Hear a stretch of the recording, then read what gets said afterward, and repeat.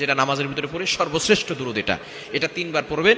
এরপরে 3 বার ইস্তেগফার পড়বেন, আস্তাগফিরুল্লাহ রাব্বি মিন কুল্লি যামবি ওয়া আতুবু ইলাইহি লা হাওলা ওয়ালা কুওয়াতা ইল্লা বিল্লাহিল আলিয়্যিল আযীম পড়ে এরপরে বুকে হাত দিয়ে আউযুবিল্লাহ বিসমিল্লাহ সহকারে আপনি সূরা ফাতিহা একবার পড়বেন, পরে শেষে আবার 3 বার দুরূদ শরীফ পড়বেন। এরপর আপনি আল্লাহর কাছে দোয়া করবেন।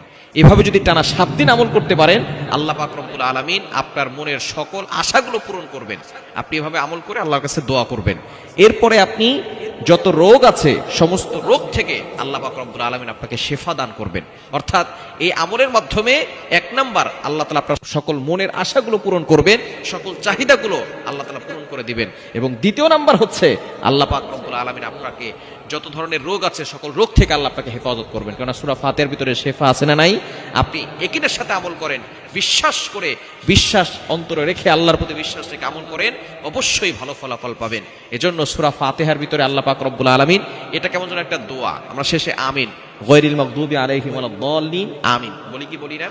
সুতরাং এই সূরা ফাতিহাটাই হচ্ছে একটা দোয়া। এখানে আল্লাহর প্রশংসা আছে এবং নিজের জন্য আপনি দোয়া করতেছেন, এমন একটি দোয়া আল্লাহ পাক রব্বুল আলামিন আমাদেরকে কোরআনুল কারীমের প্রথমেই শিক্ষা দিয়েছেন। সুতরাং এই সূরা ফাতিহার আমলটা রাতের বেলা ঘুমানোর আগে 7 দিন করেন, দেখবেন ভালো একটা ফলাফল আসবে। আল্লাহ তাআলা আমাদের সকলকে এই সূরা ফাতিহার আমল করার তৌফিক দান করেন।